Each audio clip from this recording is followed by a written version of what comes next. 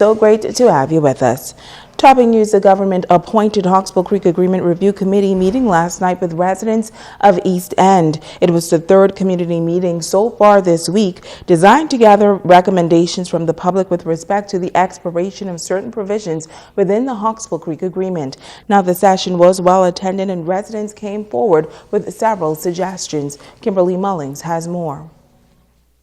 The Hawksbill Creek Agreement Review Committee town meeting in High Rock Wednesday.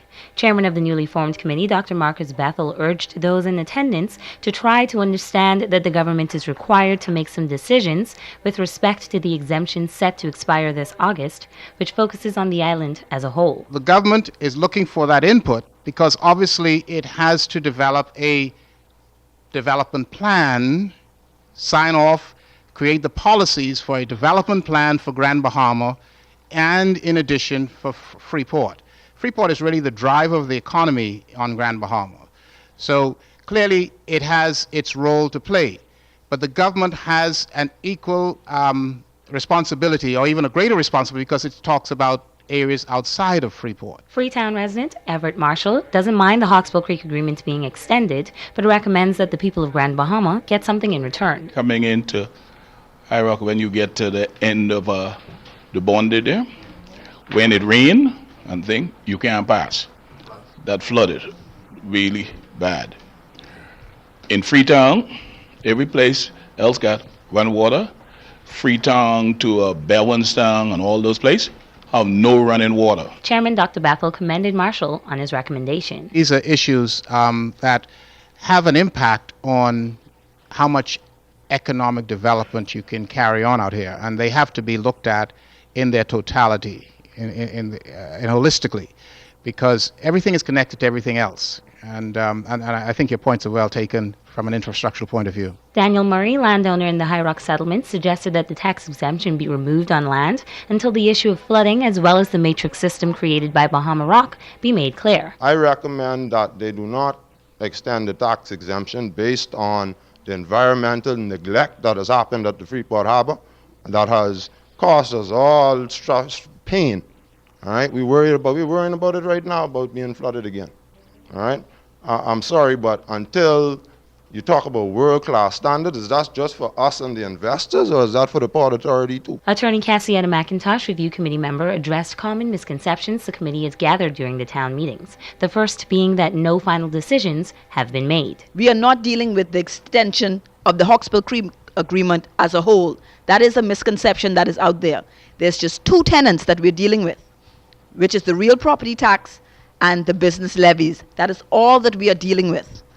And if we are going to, and notice I'm going to stress, if we are going to extend the agreement, we are saying to you here in East End, what do you need? This is an opportunity to get what you need if we extend it. Also in attendance Wednesday evening was Dr. Michael Darville, Minister for Grand Bahama, members of the Hawksbill Creek Agreement Review Committee, Grand Bahama Chamber President Kevin D. Seymour, and former Minister Maurice Moore. Kimberly Mullings, ZNS Network News. Now, the final meeting is currently underway at the St. Mary Magdalene Parish Hall in West End. A final report will be presented to the government within the next 2 weeks. The leadership of the Bahamas Customs Immigration Allied Workers Union say they are leading the charge for a review of the conditions of all government buildings on Grand Bahama. Union leaders say they are concerned that the condition of the buildings may be impacting the health of some workers. Italia Hall has this story. It's an ongoing issue for executives of the Bahamas Customs Immigration Allied Workers Union. They claim that a number of government buildings and offices may not be safe due to health issues, and they are calling for a greater effort to be made to put the minds of the workers at ease. So far this year, crews have carried out deep cleaning at the C.A. Smith and Harold de Gregory complex, but these union executives say cleaning is not enough. They contend that maintenance is an issue and are calling for a more structured maintenance program. If you say that you sanitize the building and you clean the mold, but yet the building still leaks, you will have a recurrent problem. This issue is far from being over. We're not being unreasonable. We just want our people in a safe working environment. If they're healthy, they're going to work and be productive. You cannot have productivity if the persons are out sick. They say the health and safety of all workers is the union's priority and note that they will not stop until appropriate action is taken. We will do what we have to do, and we will make everybody aware of the circumstances, and we say to each and every Bahamian, it is issues like this that we all must stand on. So our employers really need to take a look at everywhere that the employees of this government are stationed and put a protocol in place to have these matters addressed. The Minister for Grand Bahama, Michael Darville, responding to the claims, stating that the government is aware of the situation and is making an effort to fix the problem. From the Treasury Department and some other departments indicating of mold contamination. That has been confirmed, and we believe we know the source as a result of leaks from the air-conditioned systems and other areas. My understanding, the work has begun today, and that work will be ongoing for a couple of weeks. It's going to be done in phases where the cleanup will be per block, taking the first block out of service, the one where the Treasury is. Dr. Darville says the government is taking a proactive approach and is taking a critical look at all public buildings on the island. We realize that throughout Grand Bahama, and this may be reflecting the entire Bahamas, that a lot of the older buildings are now seeing signs of mold and other possible contaminants. We intend to look at them all one at a time to address them and to come up with a more aggressive maintenance plan for greater prevention. I would like to let government employees throughout Grand Bahama know that the government is very serious about public health, and we intend to ensure that we address these concerns. It's Halia Hall, ZNS Network News. Well, police need your help tonight in locating 4 suspects wanted on various criminal charges. The first suspect is 30-year-old Lavon Lamont Lang of number 153 Aberdeen Drive, South Bahamia. He is wanted on housebreaking and stealing charges. Lang is said to be of dark brown complexion, about 5 feet 7 inches tall, 160 pounds, and thin build. Now, the second suspect is 25-year-old D'Angelo Dino Dean of number 9 Manawa Circle, Freeport, Grand Bahama, and Hard Bargain, Long Island. Dean is wanted in connection with a stolen vessel. He is said to be between 250 pounds to 300 pounds, 5 feet 7 inches tall, and light brown complexion. Next is 34-year-old Shanato Dean Hepburn of Young Husband Drive, Freeport, Grand Bahama. Hepburn is wanted for possession of dangerous drugs with the intent to supply. The suspect is described as standing at 6 feet 1 inch tall, weighing 160 pounds, medium brown complexion, and thin build. Police are also looking for 28-year-old Prince McNeil Dean of Sergeant Major Drive, Freeport, Grand Bahama, and Roses, Long Island. Now, he is wanted for stealing and possession of dangerous drugs with the intent to supply. Prince Dean stands at 5 feet 10 inches tall, weighs 150 to 160 pounds, medium brown complexion, and slim build. Both Dean and Hepburn are considered armed and extremely dangerous and should be approached with caution. Police say if seen or if you have any information concerning these persons, you are asked to contact 350-3125 or Crime Stoppers at telephone numbers 352-1919 and 350-3106-9 or contact your nearest police station. Meantime, police officials now releasing the identity of the 2 persons who died in Grand Bahama's latest traffic accident. Police say they are 31-year-old Glenn Carroll Lang of Spinney Road and 22-year-old Andrea Major of number 4 Spinney Road. You may recall the fatal car crash occurred shortly after 1 o'clock Tuesday morning at the junction of Ponce de Leon Drive and Wellington Drive in Freeport. 4 people were traveling in a blue 2006 Chevy Malibu car when the male driver, identified Glenn Lang Jr., reportedly lost control of the vehicle and he crashed into the wall of a home. Now, according to police, the 2 injured passengers in the vehicle are still in hospital in stable condition. Stay with us. The Bahamas Tonight, the Northern Edition, continues right after this. Bringing news that matters to you. You're watching the Bahamas Tonight Northern Edition. Welcome back. The Grand Bahama Medical and Dental Association holding a presentation on depression and substance abuse. Statistics show that some 350 million people suffer from mental health disorder. Depression is said to be the most common form of mental health disorder. U.S.-based physician Dr. Erwin Ramos says depression is even more prevalent among women. It's surprising that women are significantly higher compared to men with mental health issues. Possibly because they take on a bigger role. They take care of the kids, they take care of the home, they take care of other people as well, right? 3 of the top 15 diseases, if you divide all the diseases that cause disability in your life years, 3 of them are mental health issues. The number 1 mental health issue causing a disability is unipolar depression, followed by alcohol and Alzheimer's in the top 15. So dementia and Alzheimer's is always up there too because the population is getting older as well. Now, Dr. Ramos says a majority of cases of depression can be linked to alcohol abuse, as persons who are depressed often seek solace in alcohol. But he says this combination doesn't work but only leads to another form of mental disorder. He says the level of mental health disorders are more diverse and treatment is available.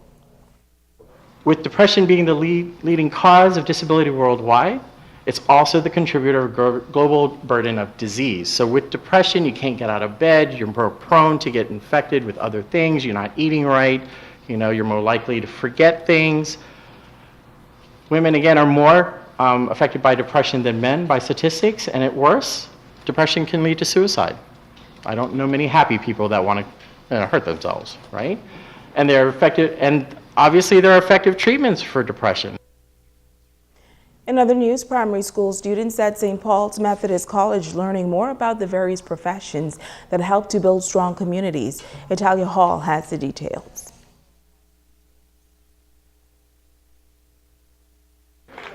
Students of St. Paul's Methodist College following in the footsteps of those who helped to build the Grand Bahama community.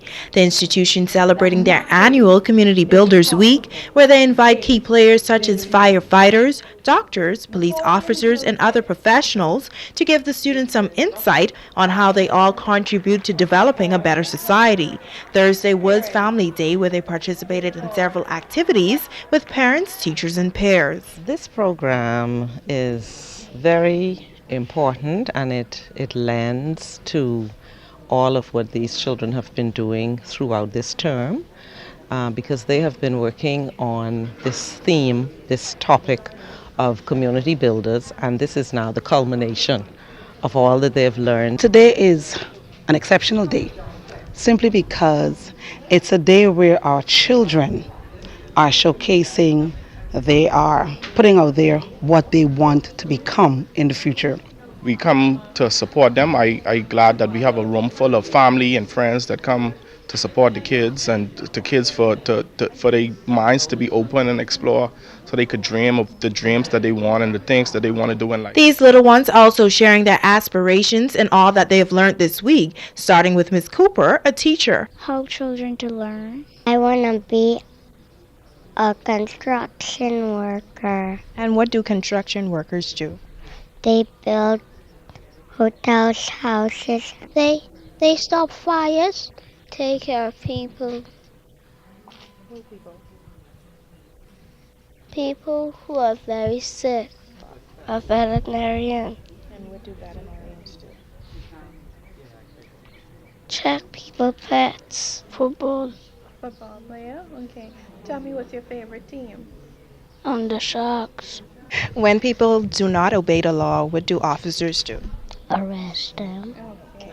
Officials say the end goal is to encourage these students to strive to do well in school to become future leaders. It's Talia Hall, ZNS Network News. The Grand Bahama Entertainment Musician Association planning a memorial concert to honor Bahamian entertainer Johnny Kemp. The musical standout died in Jamaica last month. Kemp moved to New York in 1979, and on Monday, friends and family members will hold a memorial service in New York in his honor. On Friday, May 15th, Tino Beach here in Freeport will be the venue for the memorial concert. Local entertainer Nat Cambridge is organizing the tribute. Entertainers Association is inviting all Grand Bahamians to come out and to share in this moment, commiserate with the family, and inviting all entertainers, members of the GBM as well as those at large, to come out and share their talents with the people in Grand Bahama in an effort to honor this cultural icon and this international icon, the late great Johnny Kemp Jr. So this will start on the 15th of May at 7:30 p.m. on Tino Beach. Now, Johnny Kemp was born in New Providence, but he moved to Freeport at a young age when he grew up and attended school.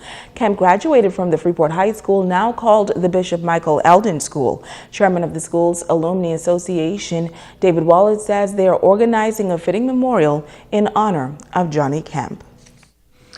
It is also the alumni intent to make available to Mrs. Doherty an award that we will pay for every year, known as the Johnny Kemp Award for Music, that will be given out at the graduation ceremony.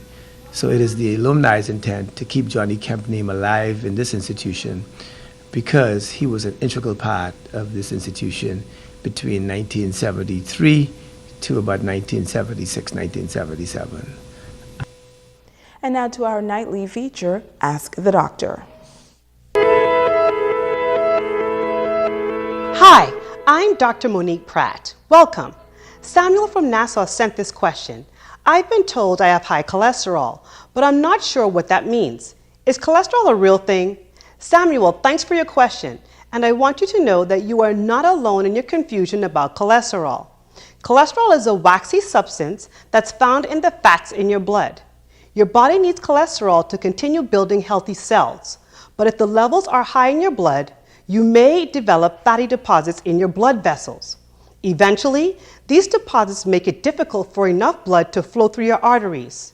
Your heart may not get as much oxygen-rich blood as it needs, which increases the risk of having a heart attack. Decreased blood flow to your brain can also cause a stroke. High cholesterol may be a result of family history in some cases, but in most cases, high cholesterol results from making poor choices about what we eat and not being physically active. When you visit the doctor, we measure your cholesterol by a simple blood test called a lipid panel or a lipid profile, which shows us your total cholesterol, LDL cholesterol, HDL cholesterol, and triglycerides, a type of fat in the blood. If you have been diagnosed with high cholesterol, it is important to realize that you are at a higher risk of having a heart attack or stroke. There are medications available to help you lower your cholesterol, and when combined with healthy eating and regular exercise, this can help you effectively manage and reverse your high cholesterol. I'm Dr. Monique Pratt, and this has been Ask the Doctor. Liveborn has a check on sports when we return.